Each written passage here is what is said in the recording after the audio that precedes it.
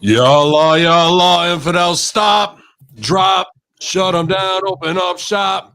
Oh, no, that's how the Monday locker room rolls. That's right, infidels, we're back, hat to the back, ready to attack. RBV is back in the captain's chair, waiting for Dr. Beast to do the running, but it's Hacker Hameen after he rises again. Infidels, Zombie Jesus is back, and so are we. Live on YouTube, Ben Hameen channel. Yalla. Yeah, man. Hope you guys had a good weekend out there, Easter egg hunting or whatever you're doing. I got mad as hell on the golf course right out of the gate, cursing Jesus on his big resurrection day because he didn't help me on any 3 putts. But speaking of putts, our man is back. RBV, good to see you, pal. Real good to see you. Hey, you know I wasn't going to miss this. I'm here to point at the sign and get a payday. It's WrestleMania week, baby. Yeah, man. Doesn't even that seem crazy? It doesn't even feel like it. I mean, after last year's debacle and then this piss poor build that we've had the last 3-4 weeks going into Mania and just a shell of what it used to be, you know? And you really, I was on doing my record. We've got Rad Mania coming up this week. I know you participated in one of the shows. We're getting it started this afternoon as part of the HMG. I'm on that show. We did an incredible watch along with my favorite WrestleMania match. We went back to WrestleMania 7, Warrior and Savage. Oh, nice. It just really the emotions and everything there. And it really made you think about going into this year's WrestleMania and your involvement in wrestling, been as a fan, as a pro, as in management. Have you ever been less enthusiastic about a WrestleMania? No hype. And the story builds are ridiculous. And just what they're doing to their own talent is terrible. I mean, whether it's breaking up Hurt Business, Retribution, which had to go, but you could have done that at Mania. What they've done with Braun, with the slime and the hopscotch and the fucking report cards, the mailed in predicated promos, people who are in top storylines, Fiend, Alexa Bliss, and Randy Orton and Bliss don't give a shit. They'd rather be on Twitter arguing with rappers or posting snuggle pics with their fiance. Just if they don't care, why should your audience care? I mean, everything they do screams, we don't give a shit about this. The only one who's putting any effort into their creative, in my opinion, probably 2 people. I'd say Edge and Sami Zayn. Everybody else, from Charlotte getting told she's knocked up to releases to wherever it is, man, they just don't care. They're mailing it in. And from what I've heard, I'm sure we might cover some of it, of what Pops Bruce and Vince is now reigns supreme. And it goes against everything they did for the last 30 years. It's like they just turned into idiots overnight, and all of the booking that made them successful is right out the window. So 2 nights of just complete trash. Look at the girls build with Sasha and EST. It's about a guy from Cirque du Soleil named Reggie who does flips. After they had a great build with EST winning the women's Royal Rumble, and that's all been flushed down the shitter. So they get everything they deserve because they made their own bed, and I'm sure we'll get to it too, but the cock still on a rampage as well of ignorance and stupidity. So I don't expect much of a success going forward after WrestleMania. You thought ratings were low now. How do you expect to keep anybody? Oh, absolutely. It's as you said, I mean, it just WrestleMania itself, 2 nights there. Oh. But WWE, I mean, we have got a stacked week of pro wrestling ahead of us. I mean, WWE themselves, we've got starting here on Monday, every day, something coming out of that company until next Monday night. Well, actually, till next Tuesday night, because you got NXT on the move. Oh, so, yeah. NXT, Ray and I are switching there. So Impact's going to Thursday, but Ray and I are going to review NXT this week. Plus, you got Hall of Fame, which has all been pre-taped with no audience. And, when you got the Bellas going into the Hall of Fame, I mean, how rotten are we at this point, dude? Like, what have they done to earn it? Like, You know what, though? I would argue with you on that, though. When we're talking about the storylines, the intrigue going into WrestleMania, I think part of the problem is the lack of superstars. I mean, the Bellas are more over, even in a crossover atmosphere than I would say 90% of this current crop of crew they got. And I'd say you're right that they're more over in crossover, but they're still nobody gives a shit and wants to watch them. So if we're not even having the people that might be crossover that are going to be trash, where are we going to go? Like, none of those people, to be honest, Logan Paul has 10 times more draw than the Bellas do. And it's just lip service for somebody's wife, girls who've had terrible Brie mode and then dive through the ropes and land on your head. That's the highlight of what they bring to the show. Just who's going to die next. Nobody's like, they're the best wrestlers. They're the best promo. In fact, they're probably the worst that ever did it. And because they're twins and because they, married their way to the top and were brought in as models, Johnny Ace brought in to be side pieces for the boys. Now we got to, in less than 15 years, they're in the Hall of Fame. That's just asinine, and the Hall of Fake, really, because there is no Hall of Fame. I think that just speaks more to the state of their roster and where the business is now. That the people like the Bellas are the bigger stars. Speaking of, my point is they're not stars. I know that, but I mean, let's stop giving them a gravitas that they inside of pro wrestling. I guess I don't think the WWE, because I don't think they are. There's 100 other names that are on that induction list before them. And if Daniel Bryan's wife wasn't, look at that criteria. I guarantee you, we go out to your favorite place. We go out to the mall and we start looking at Q ratings that the Bellas are going to outscore almost the entire current crop of WWE superstars. Maybe just for people who know them, nobody's going to go, that was no one's going to start breaking down, hey, remember that WrestleMania moment or something like that. Right.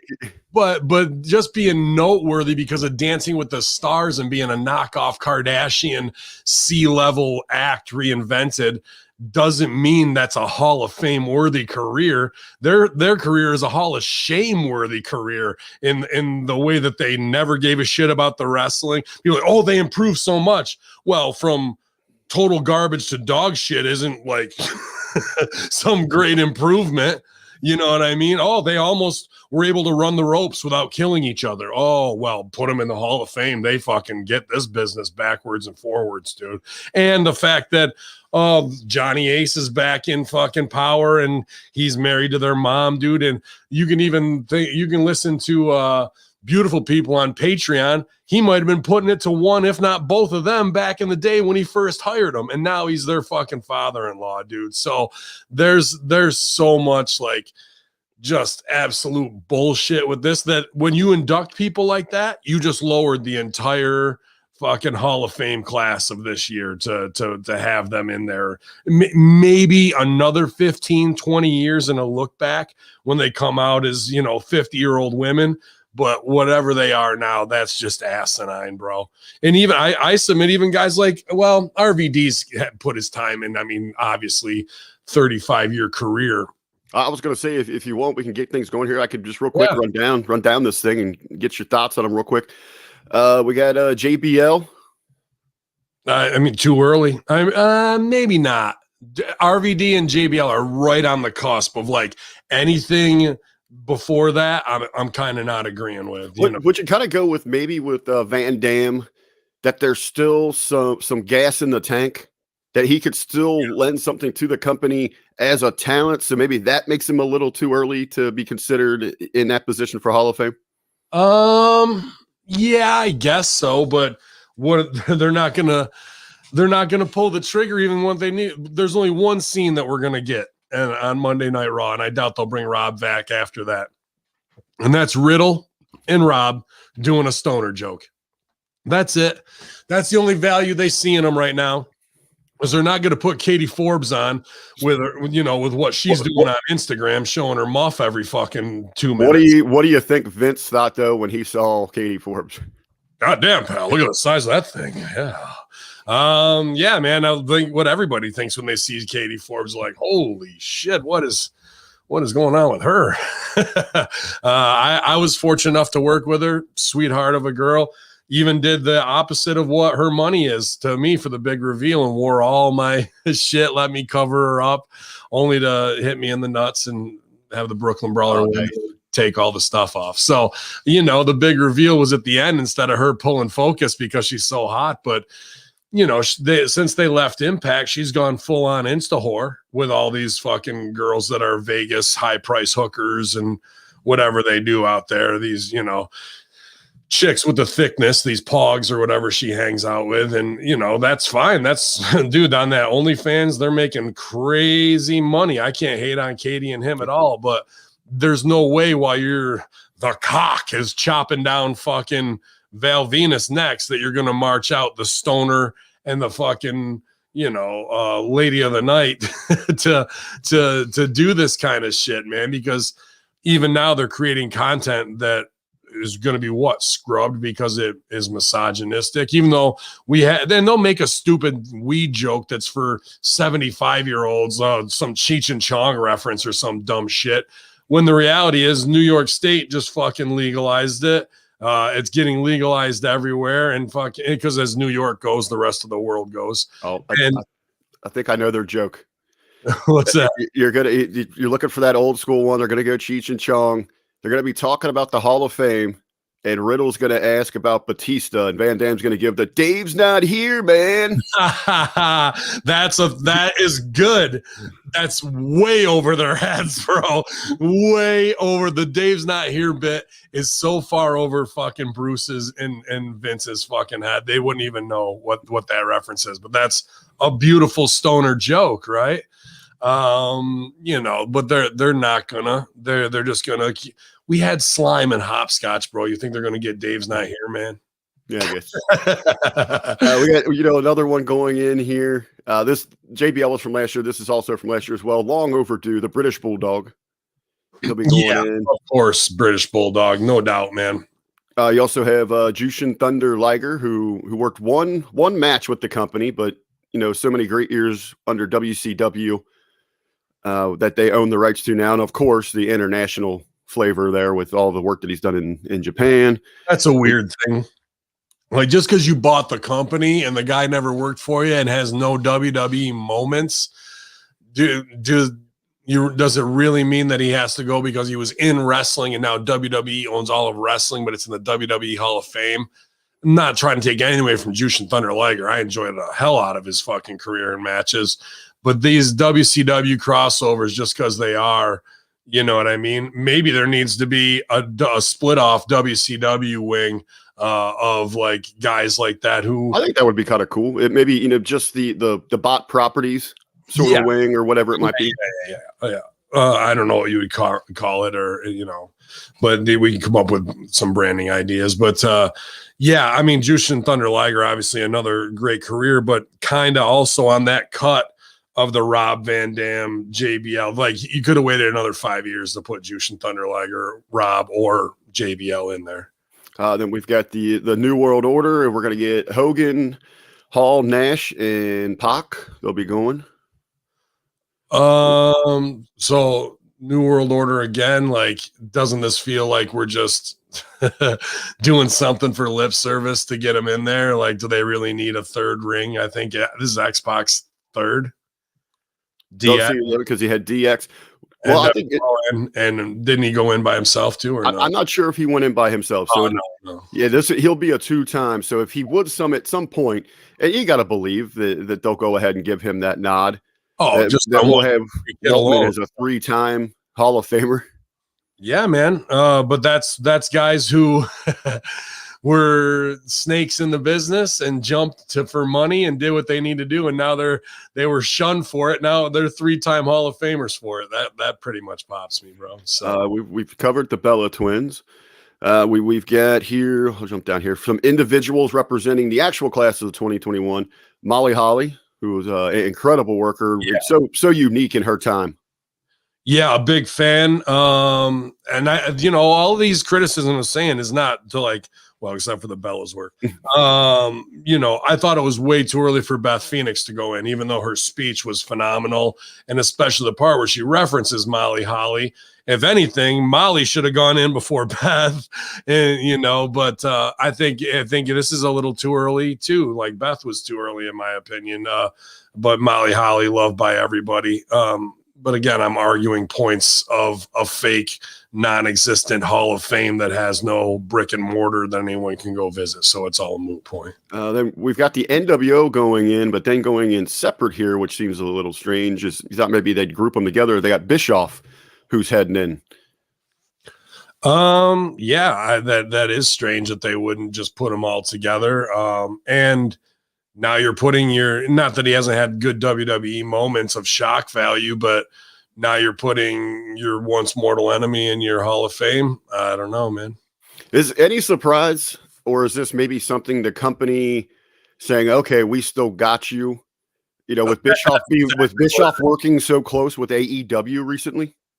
I think he's in TNT. I think he's a silent mole or advocate, or he's giving notes, not good ones, because apparently they still don't have the structure down. But for TNT, and we see Jericho on with Austin this week. I think that this is absolutely them wanting to have some control. But now if Bischoff's laughing all the way to the bank because any signing he has, he just put another 1,000 to 2,000 on his ask for the Hall of Fame shit. So ribs on them to some degree. But here's what I mean. This was less than a year and a half that, hey, let's bring in these guys to run SmackDown, and they just become scapegoats, and it's a 6-month turnaround, and he's fired. So come back and do a shitty job, turn your phone off at 7 and don't be reachable means you get fired. But in a year and a half, we'll put you in the Hall of Fame because we need some names to try and pop a rating from the Attitude Era, because everything we got going now is complete garbage and nobody's over. We got I know you're a fan of the big men. We get the Great Khali and Kane. They'll be heading in. I think both of those guys do deserve that. Khali, you want to get a guy like that in there because you never know giant-wise what's going to happen with health. You know what I mean? That's where I kind of make an exception. You want to talk about work rate. I mean, I can shit on the Bellows. I can shit on Khali too, but nobody's gonna, if you're gonna pay your ticket for one of the two, is it the brunette twins who talk like Valley Girls or the once in a lifetime Indian giant? The guy's a fucking draw. You know what I mean? So, and he's doing big things in India, so they want to get that crossover in there as well. So that's a smart business move for expansion. And sorry, who was the other one?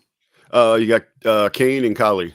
Kane, well, yeah, I mean Kane with the is Kane a little too soon? Yeah, I think he is too, bro. I got to be honest with you. I think it is too soon. I would have waited till he runs for governor. I think the mayoral thing is too small for I mean, it's cute and he wants to run, but I see in another 4 years that guy could run for governor of Tennessee and win. And that if he was going into the Hall of Fame, now that's a worldwide free marketing campaign. You know what I mean? Right. It would have been a walk-off for the governor race. So that politically is a stupid move, in my opinion.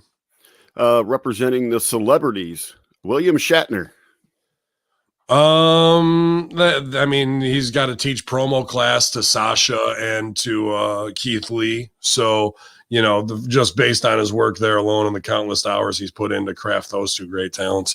But yeah, I mean, Shatner had a couple different spots, and I always remember my favorite thing is the Booyaka, Booyaka, 619. Booyaka, Booyaka, 619. Like that fucking made me laugh so hard when they did the Hollywood. I can't remember which WrestleMania that was, but 24 maybe. Yeah, somewhere around in there. Yeah. But that was fun enough, and why not? I like the William Shatner. I like when they had on what's his gimmick from Price is Right? Drew Carey. No, Bob Barker. Bob Barker was better than Drew, but Drew took the Kane bump, so you got to give it up to Drew Carey too, man. So, but yeah, a lot of love from the Price is Right for WWE. Well, that's Americana, bro. You know what I mean? I think one that they got completely right. Give them credit here. The Warrior Award, Titus O'Neil. Disagree. Ooh, man, okay. Why Titus O'Neil? Well, I think one. with the Warrior Award, because originally this thing was supposed to be what is it? Those that are contributing backstage, like production, things like that. Right. Then they twisted it into like this. What is it? Do good. Good Samaritan kind of type. I think for somebody with the potential to be a spokesman for this company, to be one of those talking heads that should stand out front as a representative. I mean, what better guy than Titus O'Neil? What he's done for the community. I agree, but they don't get him over on camera. I'm not trying to shit on the guy because I like him. That's a blue chip. I think that's where this is nice. He's getting recognition here. Right, but they missed. Shad Gaspard is the guy who should be going in, not Titus O'Neil. All right. I'll concede to that one. Shad Gaspard is the guy they should, so they missed. And in fact, this is an opportunity for Titus to say that this award isn't for him, that he's honored and do an even bigger thing and put Shad over. I could absolutely see him doing that. I think that's the fucking move, bro, to be honest with you. But I think we would have heard about that. I think that would have leaked out because they've pre-taped all of these.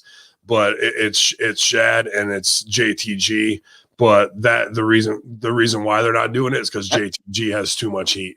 And how fucked is that? Like, well, I was even going to say, would they be smart enough to realize this thing leaks out?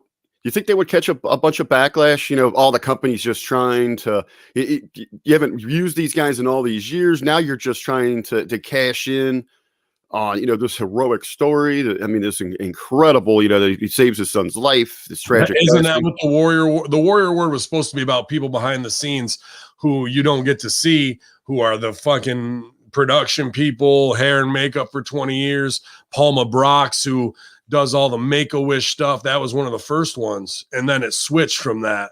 And now here's a guy that is loved by a lot of his, peers.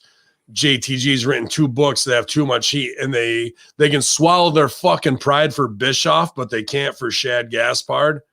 And the other thing is, how serious are they about making Titus O'Neil look good when they just laugh their asses off because he trips and falls and goes under the ring? That's his fucking moment in forever in WWE that they'll play 1,000 times.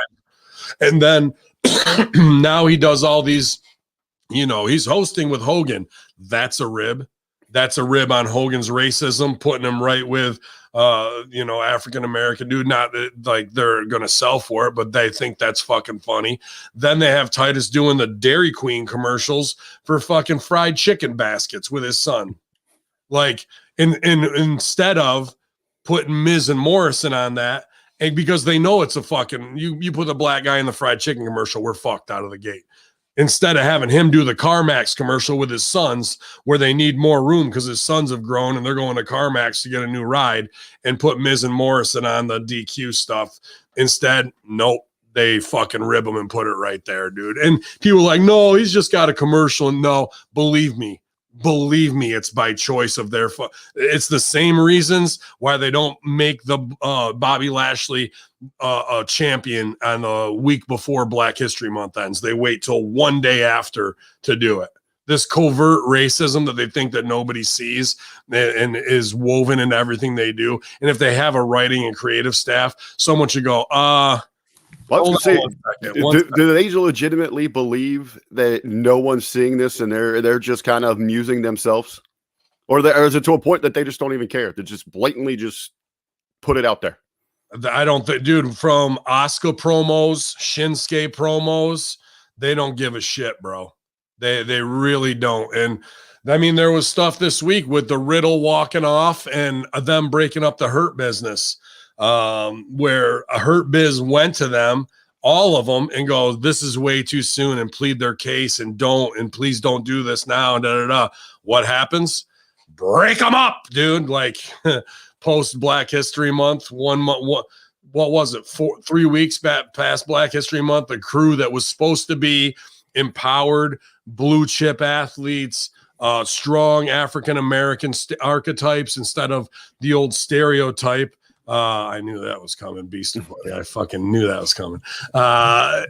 Instead of doing what they should be in the id of what their character is, now we're going to send Shelton Benjamin and Cedric right back to the bottom. They'll be doing clowny shit. They'll be petty, and they're just going to have African-American version of Roman and Lashley with MVP Roman and Heyman. Yeah, with Lashley and MVP. So it's completely asinine and shows the covert racism is always still alive there in WWE and the choices that they make and they decide to do things. Seth Rollins voicing over the Martin Luther King shit. You're just like, come on, bro. I'm just hoping that this Hurt Business breakup, I guess I want to give WWE a little too much credit that they're not that just that stupid. Steal one from Shane. Just not that stupid. I'm hoping this is some kind of swerve and mastermind plan from MVP to throw McIntyre off of his game, and Hurt Business is going to get back together. Lashley over. But they do that. It's because of those guys. Everyone's bitching, and then they're doing the Band-Aid on a broken leg. Just kidding. It was all a psychological ploy for our shit booking to cover that up instead of listening to your performers going, bro, this is way too soon to do this, which is what the word from the sheets is. Fuck you. Fuck them. Let's do it. That's getting it out there. But hot off the Cottontail Trail, he's been out picking up all the candy and all the eggs you can lay, infidels. It's the Beaster Bunny. Dr. Ted, how are you this morning, pal? Feeling good. Just enjoyed a nice, relaxing Easter. I have to say that it was an excellent day, and I hope it certainly was great for you guys as well. Yeah, I ate all the fish, man. I know me and you've been going on fish craze here during the Lenten season. If there's one thing I hate or I love about the religions I hate, it's that they eat fish in the spring, and I can get as much of that as I can, man. Yeah, that's my favorite part too. Fried fish in Louisville, all over the city. You can't go 3 blocks without finding a fish fry on a Friday, and it's one of the benefits of living here, I guess you could say.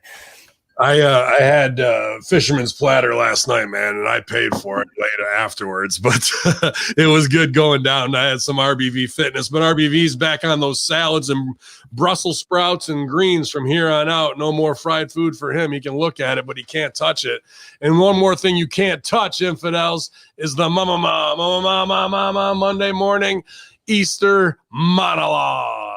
Hell yeah. Well, good morning, ladies and gentlemen, and a happy Easter Monday to all the peeps out there, as well as the Easter Bunny, who's never too hip to hop more than a double IPA. But fun fact, do you know how much the Easter Bunny gets for making a basket? I don't.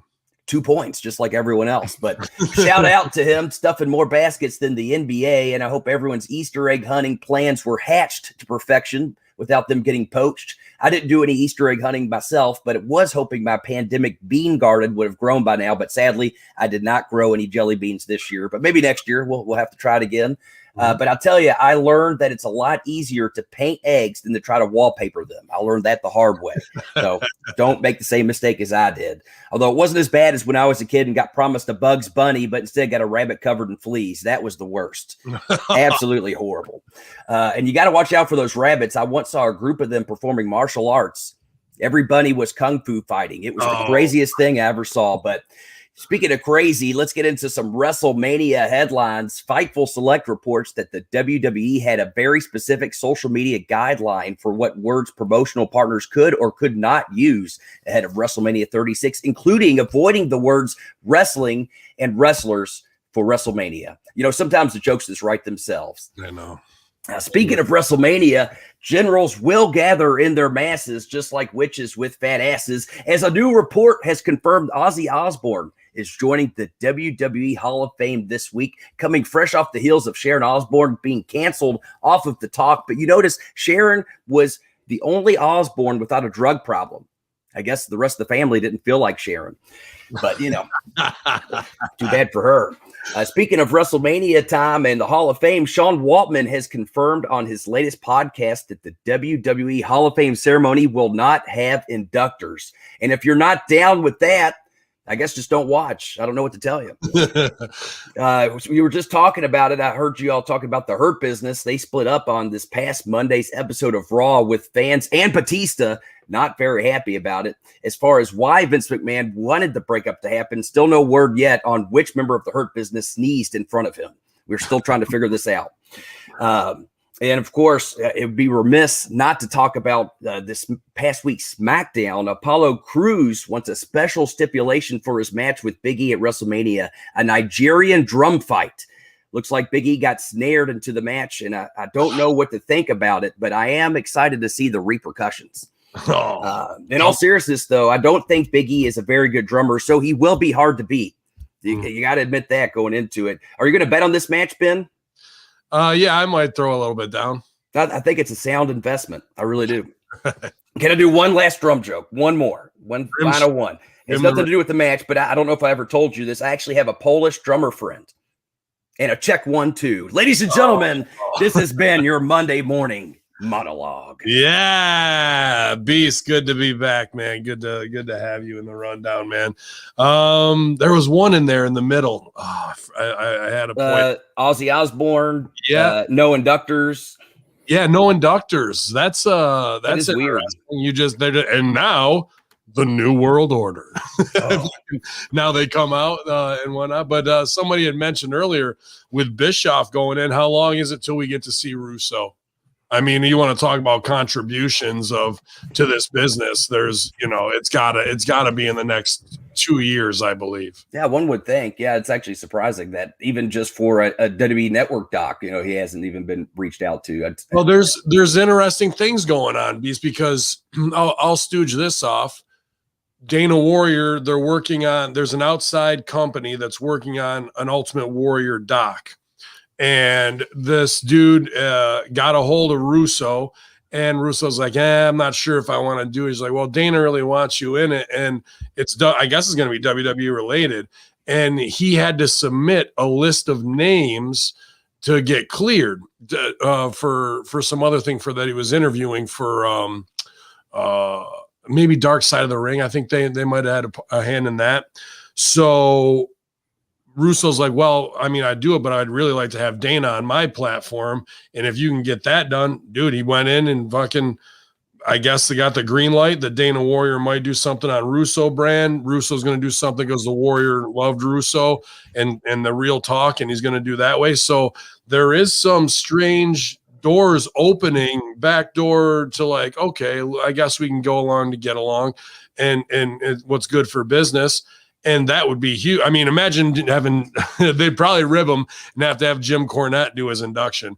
But, there's that going on. And now this week, the other big news that everyone's like, what's going on here? And I want to get your opinion, Beast, because I think the door is wide open, is Jericho on Stone Cold's podcast. No, I think that's great. And I've spoken out on a subject before as far as I think more collaboration between the wrestling companies, the big ones, is what's going to help bring wrestling back into the mainstream, or at least more so. And at the end of the day, I honestly believe that's what's going to help everybody make more money. It's not going to take money away. It's going to help contribute to getting wrestling popular again. I think it's a great first step. I don't think, I think it's still a long way to go to have more collaborating. But I think it opens the door for really cool things, and hopefully it opens the door for, bringing in Russo for even just a documentary. And then even from there, who knows where that can go. You're just opening the door for that relationship. Right. I mean, look at the Warrior. Then they just do a documentary on him, and then that spilled into the WrestleMania induction. And sadly, he ended up passing before we had a chance to really celebrate him. But as far as while he was here with us, but, I think it's exciting time to be in wrestling, even though, well, there's plenty that we can critique about, but I think at least opening the door for collaborations is a really cool thing, and I'm excited to see the possibilities as far as where it could go. I mean, it's a collaboration now, or is this? I mean, I like your positive attitude always, and you're like, oh, maybe they'll work together, or is it as quick and short as Jericho's done with dealing with Khan's asinine fucking booking? and stepping on things and champagne spritzer matches or whatever the fuck, mimosa matches and dancing segments. And Jericho knows, and this is just his way back into WWE to leave. I don't think this is, in my opinion, like, and now AEW has the door open. The forbidden doors are open to work with WWE. I see this as them wanting to get out. And I also see like Cody's stuff with the Nightmare family is him. Nobody else kind of wants to work with him. And now he has to book himself with students. So I think this is Jericho trying to get a foot back in the door to come back over. And he knows Vince will hire him because that'll be a major blow to these inner circle factions or whatever, the pinnacle or whatever it is they're trying to do, man. I think this is Jericho going to business for himself. You very well may be correct. I think the cool thing, though, is I think we will obviously know during the course of that interview, I don't think we'll, know all the details, but certainly how that interview is directed will tell a lot of the story. I mean, obviously, if he's allowed to start putting over the stuff he's doing on a different channel, right, that's huge. Then again, if they skirt around the subject, then certainly that lends more credence to your theory and that he's kind of fishing, if you will, for seeing where other bigger fish might be biting. I've just heard. I mean, I'm going off of not what I know about Jericho, but I know that of Cody, of what the rumors are of the upper brass not wanting to be in the mix there. But that being said, he's also trying to establish his own wrestling school right now. And what better way to get students to want to move across the country and across the world than, oh shit, he's putting his students on television. I need to go over there and start training with them. But do you call your company All Elite when you have students on there? Were we Elite Derby City Wrestling, the best of the best? No. So that's kind of exposing bad. And then I know I won't name which one, but one of the Young Bucks is like at the wit's end. I've heard the same of Omega. He doesn't give a shit about wrestling, would rather play video games and lock himself in his office because he's tired of all the politics and shit like that.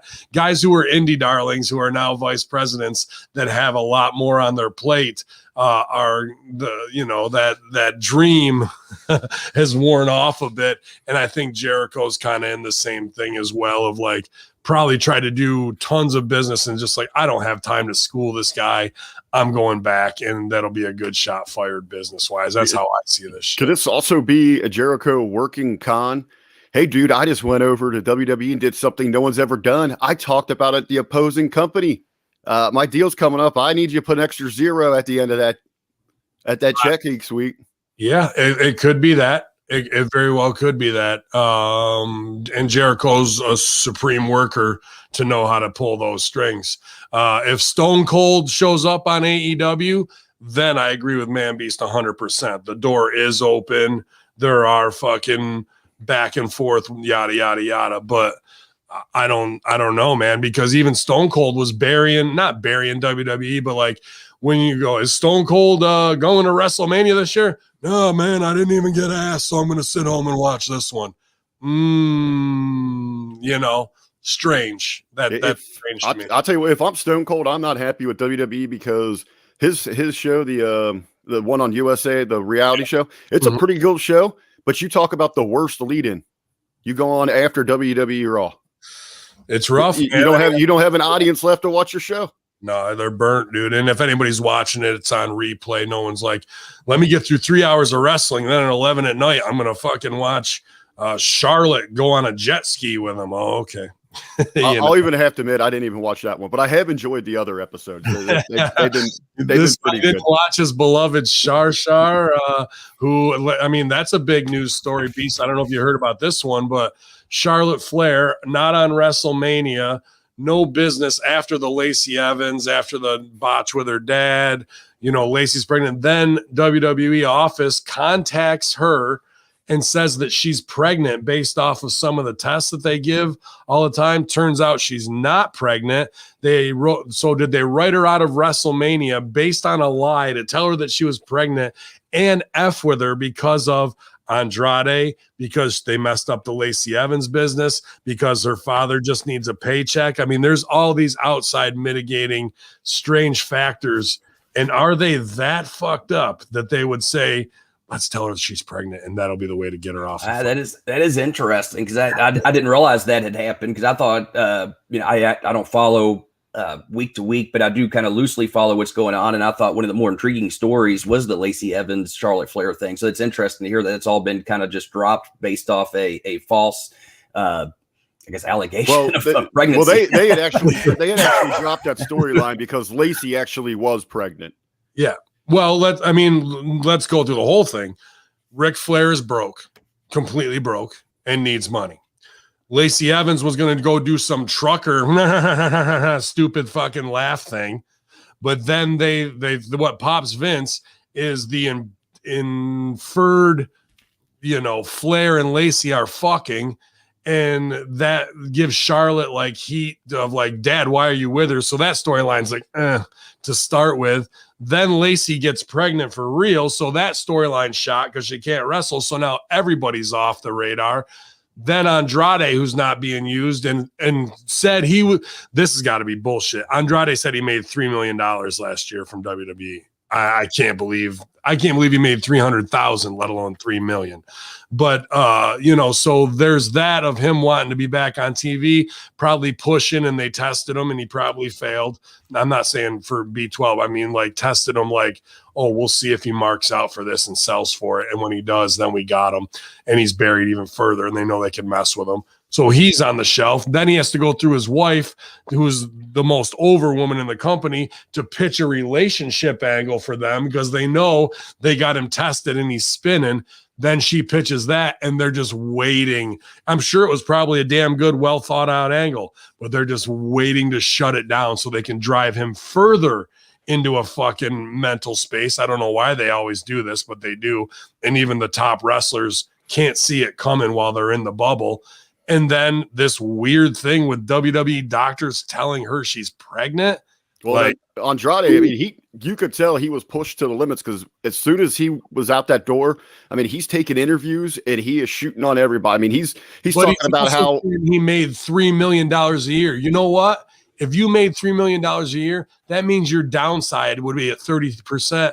$1 million a year. And if you leave WWE while you're sitting home and they're paying you $1 million during this time, you are a fucking moron. You're not going to make that money anywhere else. And you're a mark for yourself to be in the ring during a time of COVID, to be cheered by people. Dude, how over was Andrade? Not over at all. and now he thinks he's going to go to ROH and work with his old partner CMLL. Is he really that much of a mark for the fucking Latino crowd to cheer him, or the indie crowd, that you would leave $3 million on the table? If that's a real number, you're a goddamn fool. I personally agree with you. I don't think it's I mean, I could be wrong, but I agree. I don't think he seems like that's a bit much for him to make. That being said, getting ready to go out onto the scene. Maybe he was counting Charlotte's money as well. Well, yeah, maybe so. Good point here. It could be 3 million pesos. So that equals $25. But in all seriousness, to tell everybody, essentially tell the world, I made all this money, then essentially when he goes out to any other company, he's cutting them a great deal now because, well, he made $3 million there. So I think maybe as a business opportunity, perhaps that's what he was thinking, saying he made all this money. So that way, when he's quote unquote cutting people deals, it seems like he's, doing a great favor. In reality, he probably was not making that much.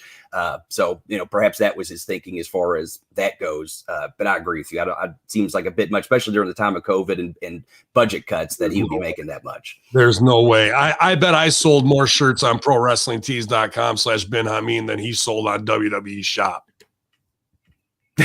Yeah. Who's buying Andrade shirts and shit? Nobody, bro. No merch money coming in. His matches in these shitty 6-mans with Garza. And then really you want to go all the way back to why he was buried and put on the shelf? Zelina Vega. Heat by association. I was going to say that was the last time he was even relevant, is when they had that little run with her crew. That's it. And you think they paid $3 million for that? He's lying through his teeth, bro. Well, gentlemen, back to the WrestleMania there. One of the headlines here is I head on over to Ringside News. Thanks for their contribution here to the show. We're talking about why the Hurt Business was broken up, and it's being revealed now that maybe there is some major concerns backstage about the reaction that the booking is going to get at WrestleMania with the return of a live audience. They're not going to be able to control it like they were with the Thunderdome. And Vince himself was pretty adamant that he wanted the Hurt Business broken up because he feared that they would be cheered over Drew McIntyre. And that might be the case in a few other matches that are happening as well, that the audience is going to embrace, as they put it here, the wrong superstar.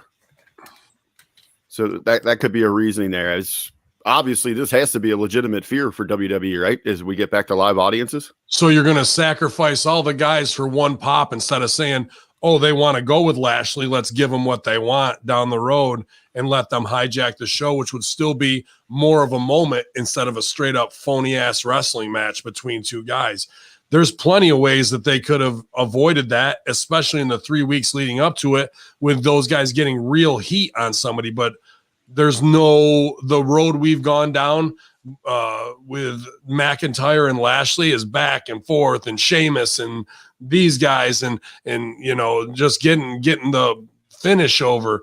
They had 3 weeks to get solid heat, and their thing was, let's just break them up and decrease the crew by half, because that'll lessen Lashley being cool and this faction being over. Dude, it is 2021. No one gives a shit about Drew McIntyre. I mean, I like Drew. We all do. He's fucking great. He's great. No one gives a shit about Drew McIntyre's WrestleMania moment that we missed last year, and we're going to give him this year. It's 2021.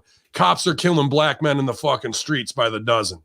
We have a racial divide like we've never seen before in all sports, from Kaepernick taking a knee to LeBron fucking bowing for the Chinese.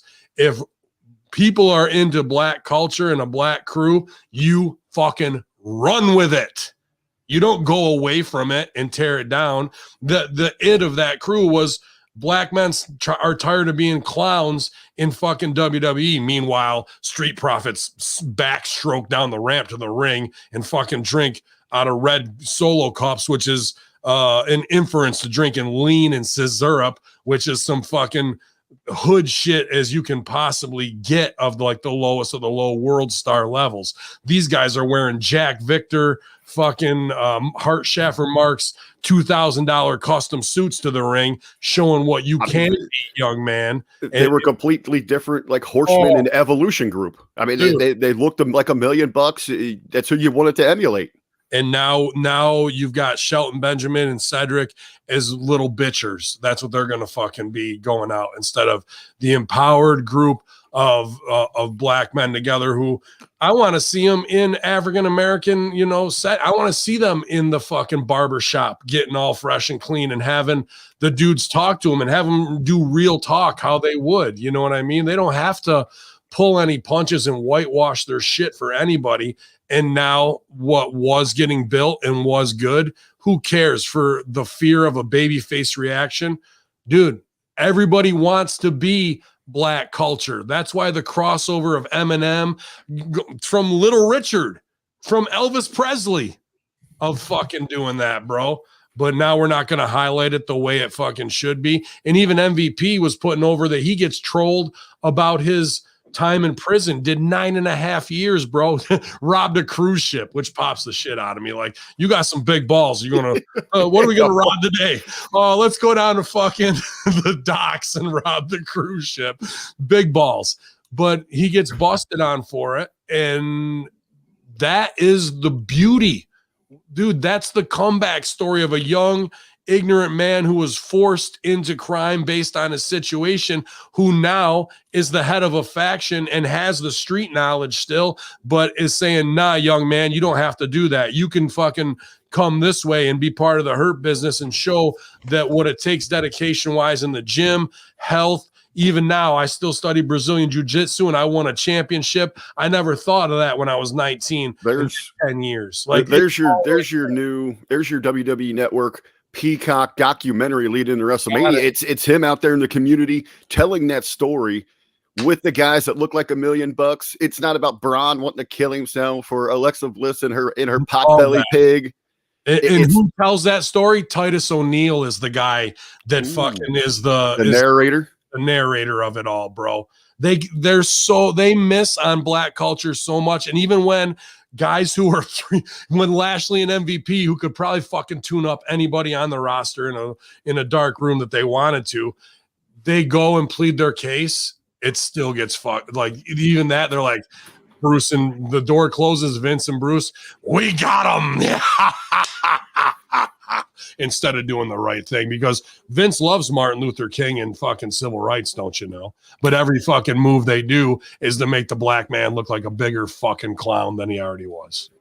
So do you believe, now nothing's been confirmed for night one, but the big rumor out there, and there is even a story here saying that nothing is written, nothing's etched in stone right now, but the rumor is they're going to close with Banks and Belair over Lashley and McIntyre. Do you think that's because in their mind they're thinking, well, we got to put McIntyre over to give him that moment in front of an audience, but we got to make, appease the African-American audience with giving them something, so they're moving the women into that spot, and in their mind they think that's a fair trade-off? Look how they fucking do that. EST was a track star, the best at everything, obviously a fucking natural thoroughbred athlete. Now she comes down and whips her big fucking hair around to show that, look, black women have insane hair extensions, and slaps her ass. Like, I got a booty.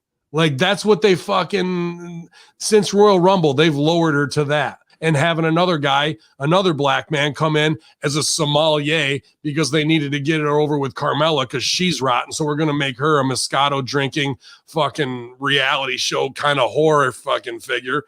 And then they take her away from that just to show that the black guy can flip. Dance for me.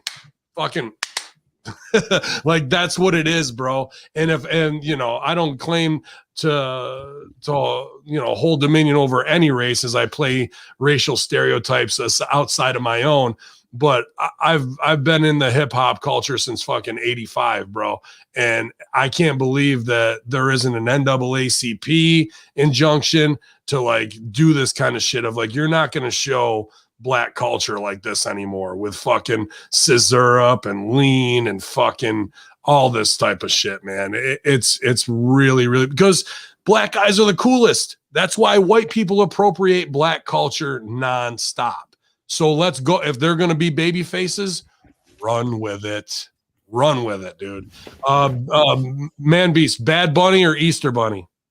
Ooh, that's a tough one. I gotta go with the Beaster Bunny. It's been a part of my heart for a lifetime. So nice. Me too, man. Beaster Bunny all day over strong, man. I know I'm eating up a lot of time. I got high here. What else next? What we got? So as we go through here, we'll move away from WWE here just for a moment as we look some at these other headlines.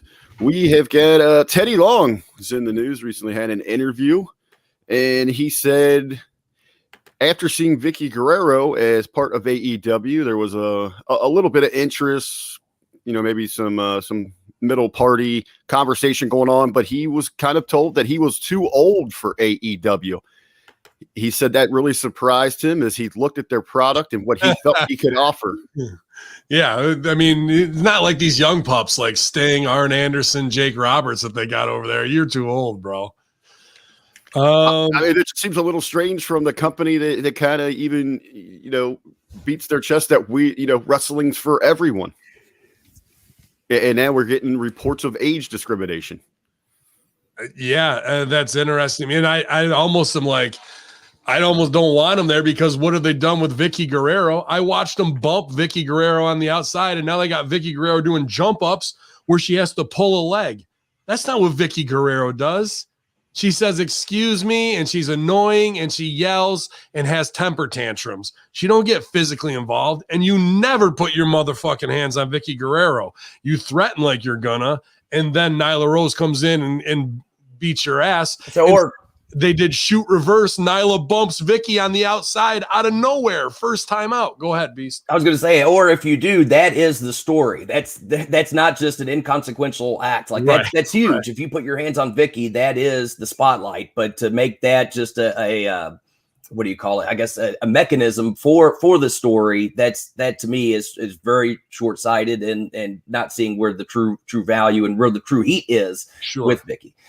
And that's the whole thing is that's the opening door for him there. He should have pitched that. And you're right, Beast. That is the story. Because if you bump Vicky Guerrero, what should she look like for the next 3 months, Rick?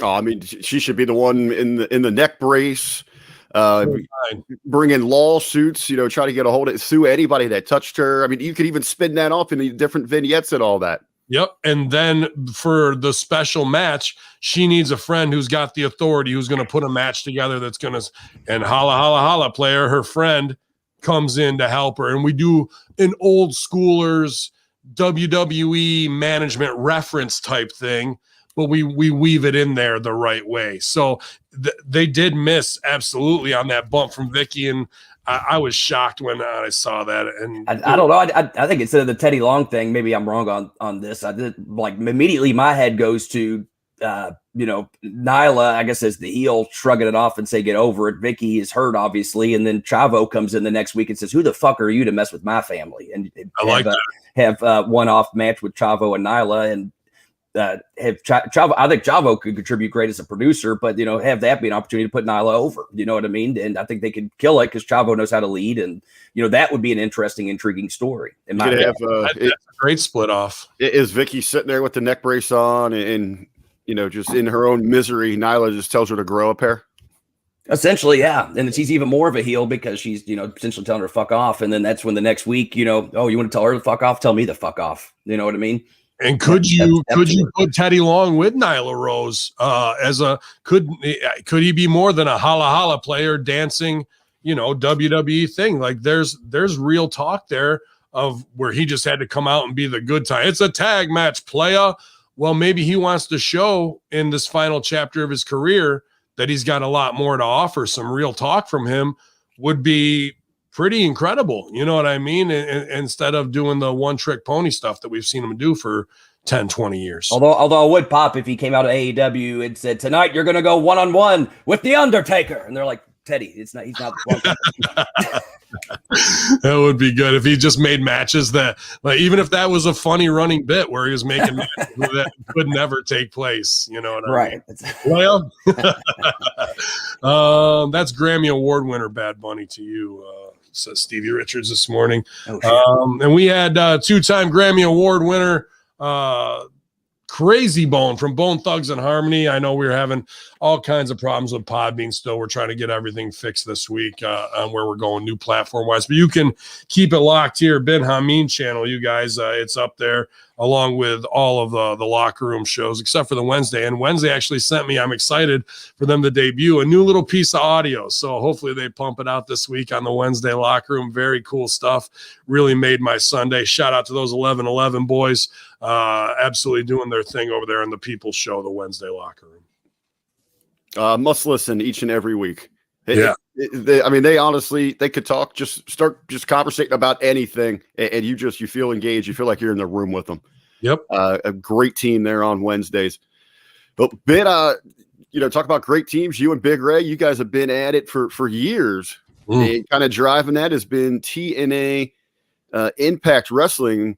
Eric Bischoff recently had shared some thoughts about the original days of Impact Wrestling. And I'm talking going way back when the Jarretts were getting this thing off the ground and their business model strictly pay-per-view based.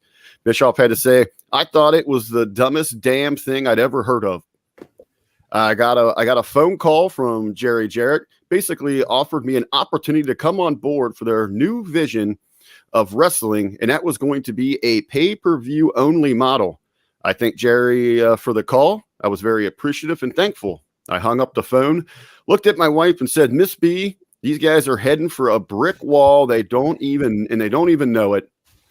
They think it's going to be a fun ride. That was the dumbest idea I had ever heard of. I guess, gentlemen, a little walk down memory lane, going back to that day. What did you think back then about this type of model and what it could present, possibly change in the world of professional wrestling? Well, at the time, I was still, a couple years away from, I think I was only like 16 years old or something like that.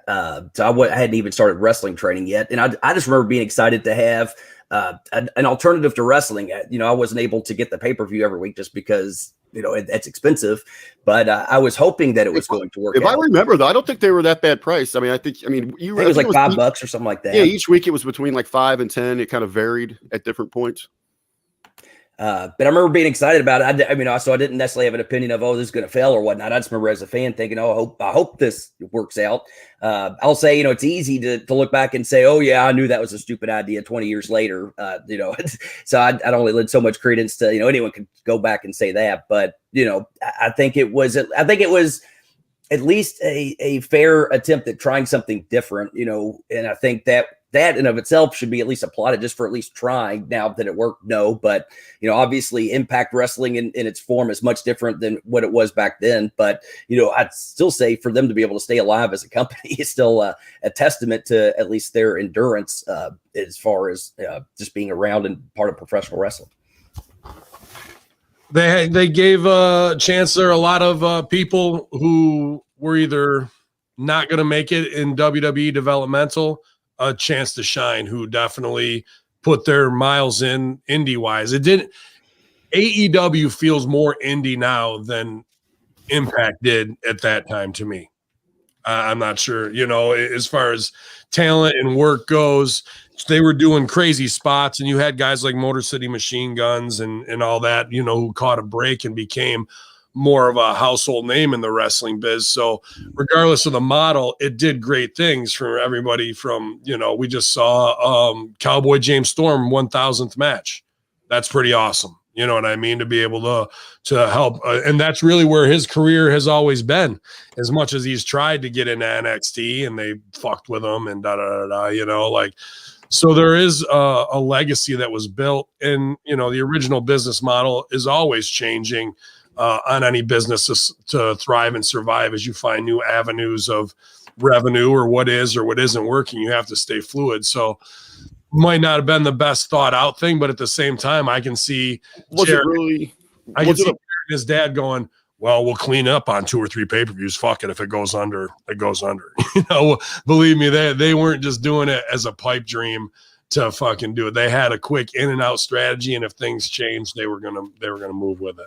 Well, should they get credit as being a bit of a predecessor to what you see so much of today, especially with indies getting together for these streaming sites, with wrestling TV, whatever the case might be. That was really so ahead of the game. We can't find this traditional outlet. We got to think outside of the box here. Well, we had a greed grab because pay-per-views went from 1995 to 40 to 60 during that time, right? And they knew that it was coming, but like all good ideas, usually they're ahead of their time. I was talking to Crazy Bone about his and Wu-Tang did this, the one-off album that Martin Shkreli bought, and so is Bone Thugs is going to do the same thing. And they kept pushing it back. This was 8 years ago. That's what NFTs are today. One piece of music ownership that will increase in value like a Picasso. So you are right in that people might rib them because of that time and hurt them, but were they 20 years ahead of the subscription-based model at $5 through an app just because there was no phones that you were watching shit on like that 20 years ago? We were still Motorola, Razr, and Nokia at the time, right? So just because it didn't fit then doesn't mean it wasn't an idea that was ahead of its time. Essentially, you look at with the WWE Network, you were paying $250 a week for NXT. You just happen to get all this other, you get up to your $10 for the month, whatever the case might be. I think it's one of the things. It's easy to laugh at a company, but not give them credit for advancements that they shared. People have no idea either. And he might have booked himself over because he was a competent worker. Maybe he doesn't. I doubt he's a mark for himself. Not in any fucking interactions I've had with him did I feel like that. But Jeff Jarrett is a fucking dude who works his ass off and has been in this business since day one, born into it. And whether he was champ there to try and, keep that going, that was a lot of work to get that shit off the ground. And people have no idea, Booker, marketing, getting buildings, getting fucking all the flyers, making sure the TV deal afterwards gets done, all the pay-per-view stuff. Then you got to go wrestle, bro, and carry off the show. The detractors have no idea the amount of work that goes into that process. Isn't a lot of that just not really knowing your history? I mean, that's territory 101. You take care. If you got a major stake in the territory, you're putting the people that you trust over. And a lot of times that's yourself. You got to go with what you can. I mean, even in OVW, that's what they did right out of the gate. Rip was the champ until he got in the car accident. So. Very nice. Ben, what was this cock story you're talking about? I'm looking around for this thing. Oh, the cock? That's what we're calling Peacock from now on. The cock, though. Yeah.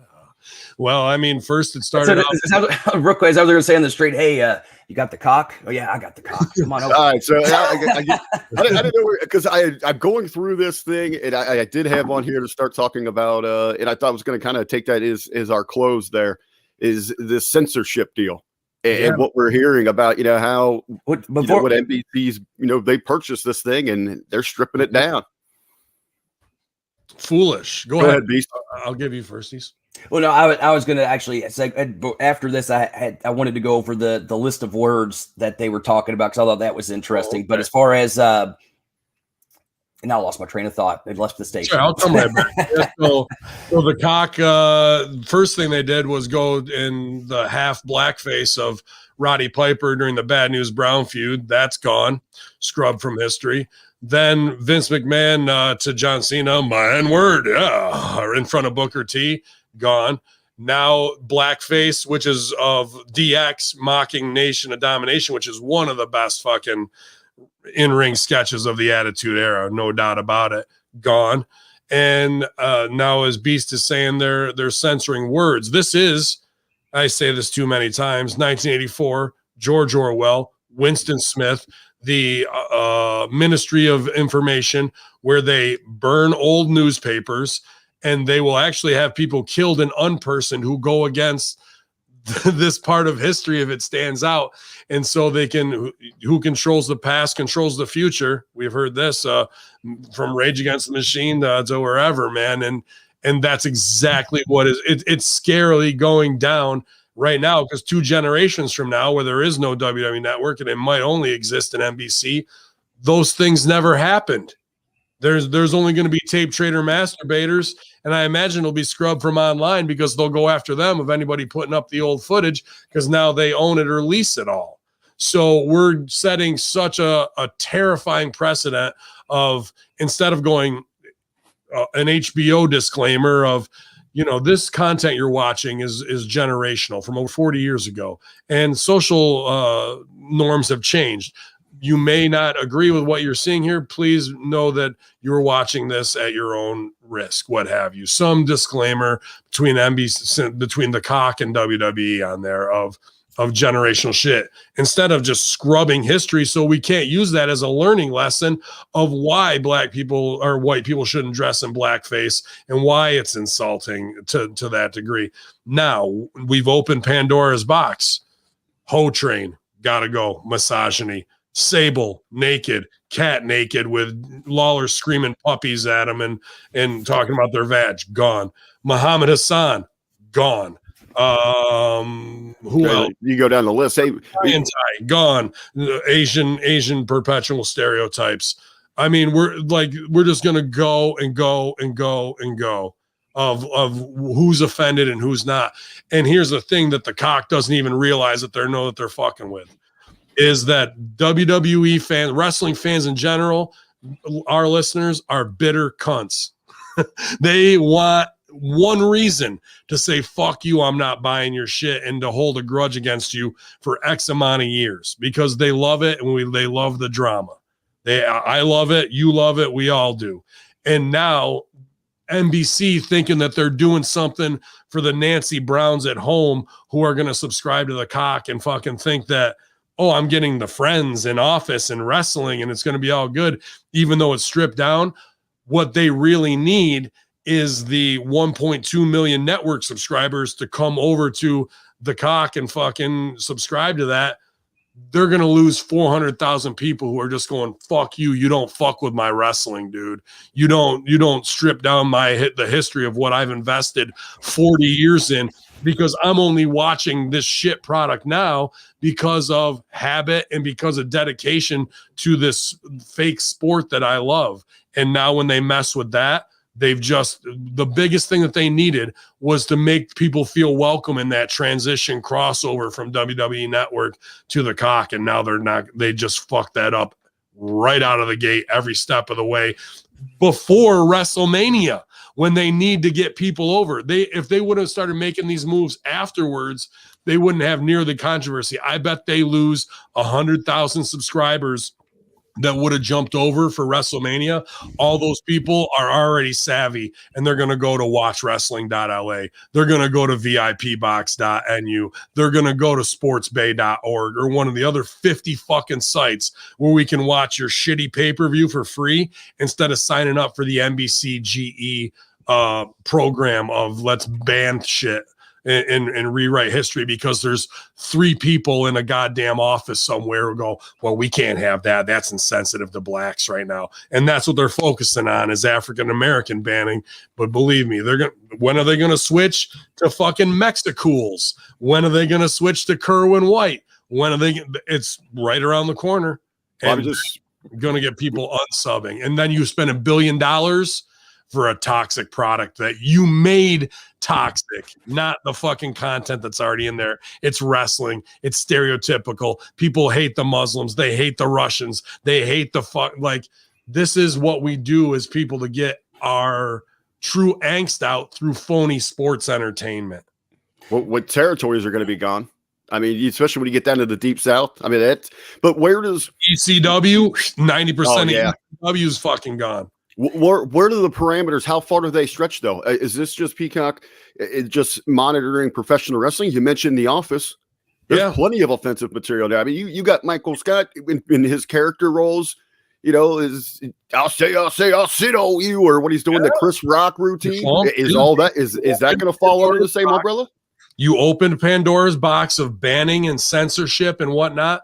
Now, any one fucking Nancy Brown who calls up the cunt off about that, they will ban it, and they'll pat themselves on the back. Instead of one little disclaimer is all they needed, dude. Yeah.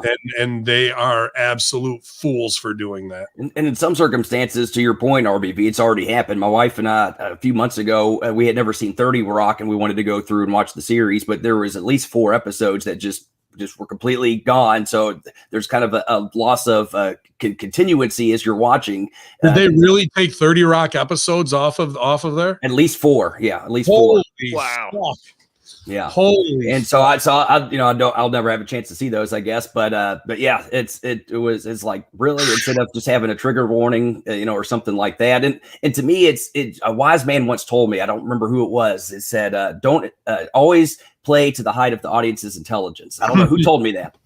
I might have repeated it, but it was told to me. It was told to me by improv masters. But to imply that an audience is just going to be ignorant of the fact that these things occurred just by not putting them on there, I think is almost a worse crime, because you're pretty much staying as I see from Stevie down there, pretty much saying that, oh yeah, this didn't exist. It never happened. Y'all never saw it. And it's like, how stupid do you think your audience is? If anything, this was an opportunity. If you really, clearly they thought there was a problem with the footage. And as you say several times, you lean into that, then have a documentary side of it and have the Hurt Business go on there and talk about why this was wrong and why things are different today, and, acknowledge it. To just imply that things didn't happen, I think you're just insulting the intelligence of your audience. And at the end of the day, that's not going to win you any more viewers. I think, to at least acknowledge it and put it, and not necessarily put it over, but to talk about it, open up that conversation. If it's so wrong, then let's hash it out instead of just ignoring it and sweep it under the rug and say, nope, this never happened. I feel like that's the wrong move. And it would have been a simple move to go the other way and potentially actually gain some traction and actually gain some goodwill from people who realize, well, applaud to them for realizing the stuff they were putting on in the past was wrong for them to do and for bringing it up. It becomes a learning tool at that point. When you ban it, now you're just going down a road where everybody knows. I mean, the word Nazi's thrown around so much, but this is the modern day book burning, even if it's at a low level comedy shit. And comedy and satire is the excuse. Like, you know what I mean? Like that's where once we start limiting thought and offensive speak, now there is no America. They're like, well, you can't say fire in a crowded. Yeah, I can yell fire in a crowded theater if I want to, but I'm going to pay the fucking price for it. So if we know that somebody's going to yell it, just put the disclaimer up. When somebody yells fire, there really isn't one. Don't worry.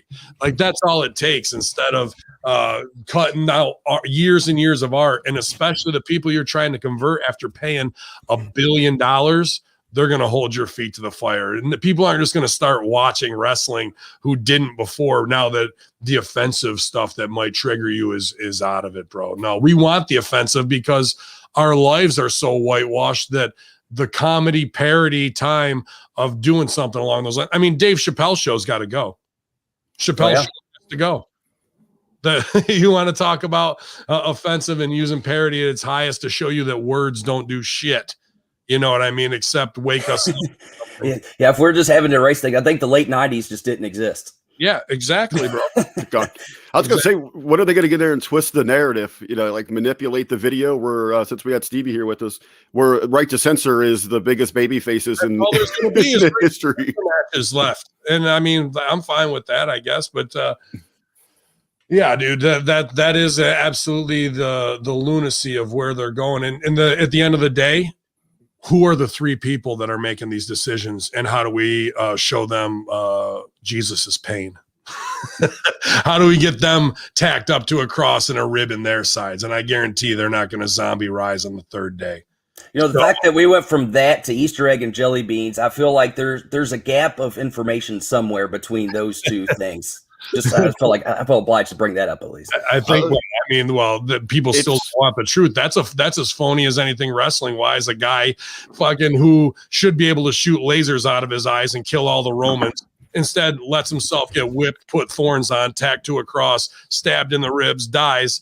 Instead of fucking going, no, I'm an X-Man and I'm going to fucking destroy all you. Or he can heal everybody else. The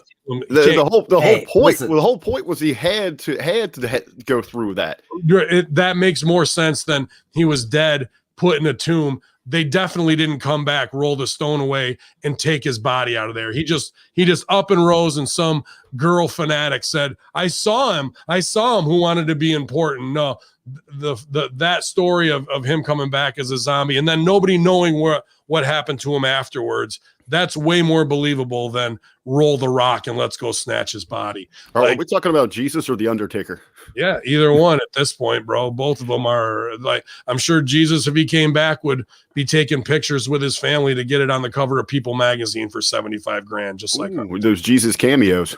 Yeah, Jesus cameos selling big time. Say what you will, but I tell you, Jesus Christ, he was the greatest baby face of all time. However, you know why he was the best baby face of all time? It's because he had a great heel to work with. He's still a draw. He makes a shit ton more money than anybody else. That's true. But all these phony stories, and how long till they rewrite that one? I think Italians should go, you know what? I don't like the Easter story because it makes us look bad, and we can fucking get rid of that from history too.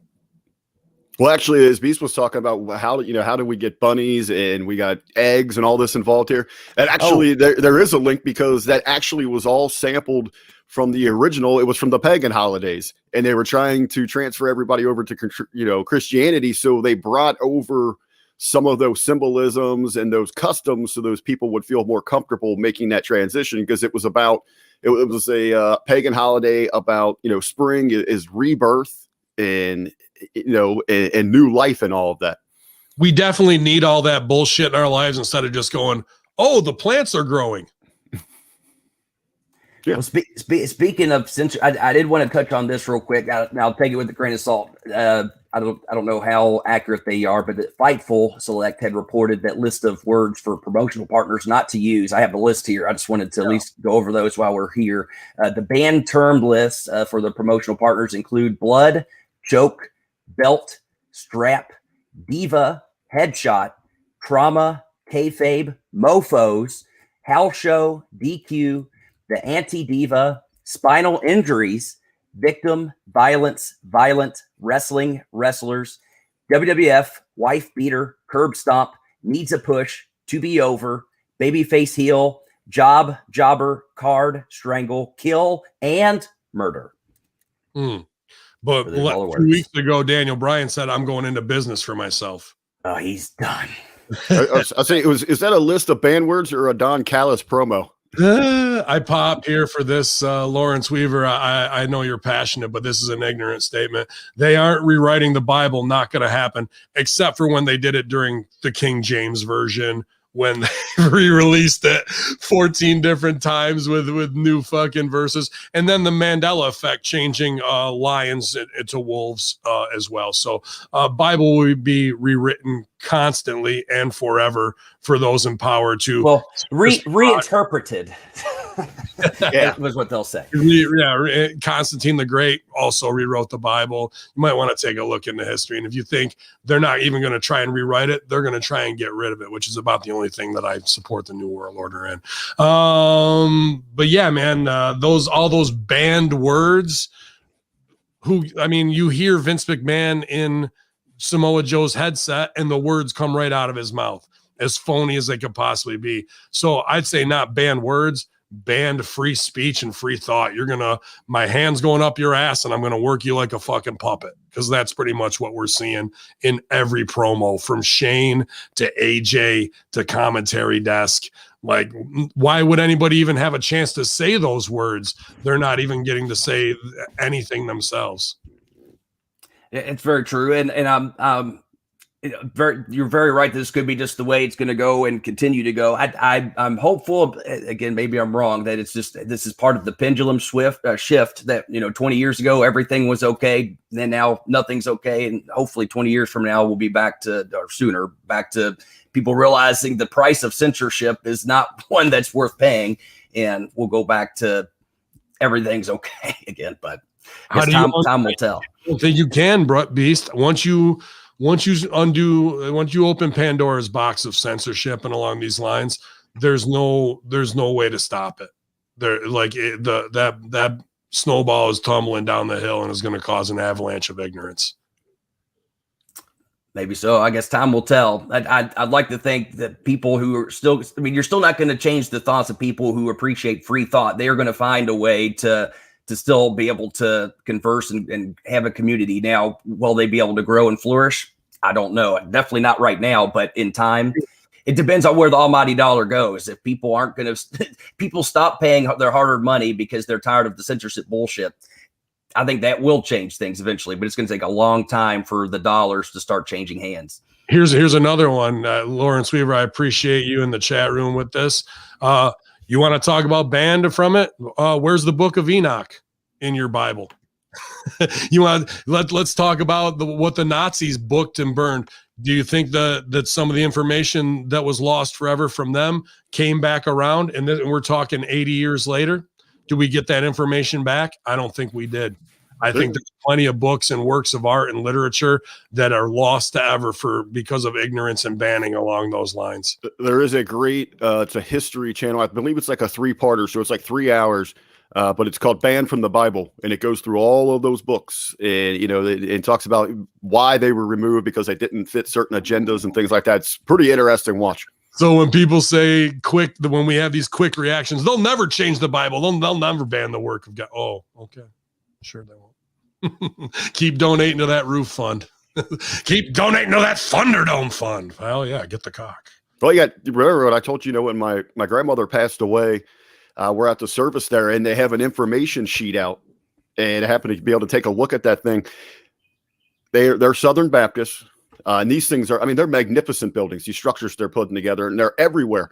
The church that she belonged to, just for the month of December this past year, it was like $61,000 that they collected. Tax-free. Didn't pay a cent on it. And where did that money go? You know what? We're in the wrong business. Yeah, we sure are, man. Hallelujah. Hallelujah. I think we're pretty close to the end here. Beast, I appreciate you joining us today. I know you had a lot going on hopping down the bunny trail. But what do you got going down this week, man? Anything cool? I know we got a Hustler Rip Rogers in the can still out there. So, the new episode is out. I watched it. It was excellent as always, man. Great work. Awesome. I appreciate that. Well, of course, making the old ladies do some squats, as well as I mentioned this project a few months back. We're finally getting some progress moving forward. It's not anything related. In fact, it's probably the antithesis of what we do in the Monday Locker Room, but it's actually working on a mental health program for kids. One of my good friends, he's mental health counselor, and actually coming up with almost like I don't want to say Mr. Rogers because I feel like that sets such a high pedestal, but basically trying to have a similar approach in that he's trying to find ways to use puppets to talk to kids and teach lessons about how to, empower themselves as kids to be able to accept things like, anxiety and fear and stuff that unfortunately in the world we live in today seems to be more and more perpetuated by the media that we consume. And so he wants to try to get out ahead of it because we're seeing more kids, having issues like that. And so I'm excited that we've got a couple pilot classes that we're working with, and it's responded really well. And hopefully before too long, we'll be able to get some funding to do more and get it out to more cities and states and across our goal is by the fall to at least have a few schools that are running this as part of their curriculum. I like that. Working on that this week. Remind me later because I have there's a girl I went to college with who's a puppeteer, and she actually just got one of her creations on Sesame Street as a full-time character. Awesome. Wow. So she may have some good connections there. Lindsay Briggs is her name, and she is a great artist and has been working on puppets since I remember we were in college. She had kind of started into it, but she's really, and that's such a niche, you know what I mean? Kids entertainment wise, I'm sure there's going to be some connections there. We can help to help with that project, but that's wonderful, dude. Very cool. I didn't know that. Yeah, we'll definitely have to reach out. Lindsay Briggs is how you say. Awesome, man. I got to do some squats today myself because I put on that Instagram. I see our boy Twinkle Toes Martin Evans, squat daddy, baby. He's down 100 pounds. Oh yeah, he looks, man. I saw the vid of him. Yeah, he's lost a lot of weight. Yeah, dude, I'm real happy for him because I would see him a year or two ago. I'd be like, man, Twink's packed it on, but he made a life change and follow him. My old roommate and Man Beast's old arch nemesis in Derby City Wrestling and OVW, Twinkle Toes Martin Evans, great BBC announcer as well. So you've heard him on here a couple times, a sweetheart of a dude, but inspiring every day to get our friends and our fat asses up off the couch and do some extra workouts, man. RBV, I can't tell you how happy I am to see you, buddy, to be honest with you. I feel amazing. Glad to be back. Ready to felt good today. Ready to keep rocking and rolling. And you know what? Despite the the lack of enthusiasm here for this week, I'm really going to try to settle in and get excited about a super stacked, packed week of wrestling from all the promotions. I mean, we've got shows left and right. So this is a time, if you're a wrestling fan, to try to find something you enjoy out there because there's something for everybody. How about the fact when they were like, Cody even said, we're not jumping on WWE's WrestleMania weekend, but don't they have a show on the night in Jacksonville? They're running. Yeah, I think, on the 9th, they're running that private show there in Jacksonville. You've also got the Dynamite, obviously, for their television. But then you have, this isn't this weekend, we got Swan and Omega on Sunday afternoon. As well. They're running the Impact show at like 3:00 that day. So this is making more sense. 'Cause I remember hearing that they were putting on a live event or a house show, if you will, in Jacksonville. And my first thought is, so they're going to have the audience that gets to come every week and watch TV, watch the same people at the same venue, but not on TV. But if it happens during WrestleMania weekend, I can see the point of that because you hopefully have people in town that usually aren't in town and they get a chance to see AEW and WWE on the same weekend. Have you guys ever done something? I've actually wanted to ask you guys about this. I forgot to put it in my notes. You really see every WrestleMania weekend now with the return of fans, and I go through, my social media feeds and the pro wrestlers, the indie wrestlers that I interact with, you always see so many of the workers heading towards the hub of WrestleMania and looking to pick up work for those indie shows. Have you guys ever done that? I know you've traveled to watch WrestleMania, but have you ever gone down there for like work reasons, trying to pick up as many shows as networking or anything like that? That kind of started in the last 5 to 8 years, I'd probably say. And I haven't done that where it's like, oh, get on Joey Janela's show or Wale's hip hop. Fucking spectacular. To be honest with you, that was kind of the cool kids. And not that I worked hard to try and get that spot, but that was like this weird pro wrestling gorilla, that the foundation of AEW with these, workers who have a little niche, but they still really don't get how this business is done. And it got over as popularized the Carney Comic-Con shows and shit on wrestling. Well, then you get to go to WWE and see the way it's supposed to be done. Here's the offshoot little bastardized brand that we'll have a party with. And I'm glad they make their money doing that, piggybacking off of it. But I've never been on any show WrestleMania weekend. What? I said maybe it should be worth maybe next year look into it. I mean, we know we have enough contacts, and I feel enough of a group of people that we could probably put on our own little shindig of wrestling / comedy / convention type show. Well, it's it would be a Russo brand Hameen Media Group joint production. Yeah. Where, so who knows? Maybe next year. Where are they at next year? Dallas. Okay. Who knows? Maybe it'll get hot in Texas. But I haven't. I've maybe worked 1 or 2 shows that were kind of around that weekend in the Northeast, but nothing in conjunction in the same city with that. But if you're going, you guys have a great trip. It's WrestleMania. So hopefully you're hanging with your boys or your family and make it a memory that'll last, because they will, regardless of the build. It's about the experience. And this might be one of the best WrestleManias to go to if you're trying to meet stars, because they're going to be a third less people there than it'll be a little bit more intimate of a setting. But I'm sure people will have fun. We'll be here covering it all. I had a good time with Rad Rob too, talking about the Mega Powers, doing a whole look back at the Mega Powers feud. That'll be part of our WrestleMania week Rad Rob coverage. So appreciate him doing all those something every day from Rad Mania coming at you, kicking off today with a sit down. It was myself, obviously Rad Rob, Carl Carroll from Turnbuckle Talk, and Paz from Two Man Power Trip as we looked at Warrior Savage. Yeah, a great time, and hopefully it's not going to outshine what's going on with buckets of slime and hopscotch, because that's what we've been saying. You know what, really, for all the, against the work rate of Warrior, throw that all out the window. It doesn't matter. I mean, that match had everything from the intrigue, the charisma, the characters. As we're talking about, rewriting history there, what's amazing in that match, and we commented on there, is you've got 16,000 plus individuals cheering every time that Warrior just knocks Sherry on her ass without a second thought, without giving it any thought to outside of it. Was just, hey, you know what? This bitch deserves this. She had the heat coming at that time too, man. There's no doubt about it. I agree. Frank's Pickle Barrel asked Katie Forbes hopscotch would be over. That's something we're going in on. But I'm glad to be back here post holiday with 2 of my favorite HMG crew, man. Rick, I want you to stay healthy. I want you to stay on that path, and because we want you around us for a long, long time, buddy. And that was a big scare for all of us. I'm glad you got the rest you needed.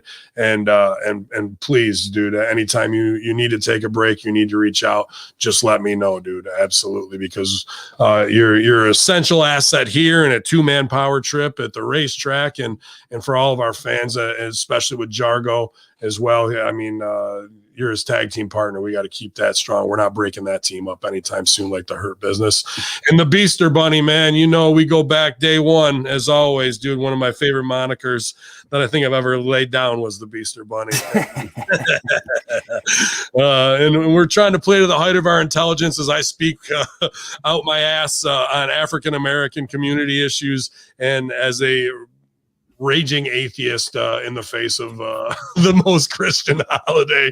I thank you guys for putting up with my bullshit as always. But that's what we do, is party and bullshit and party and bullshit. It's the Monday Locker Room, Infidels, RBV, Dr. Ted, and Hacker Hameen. It's WrestleMania week. Yallah.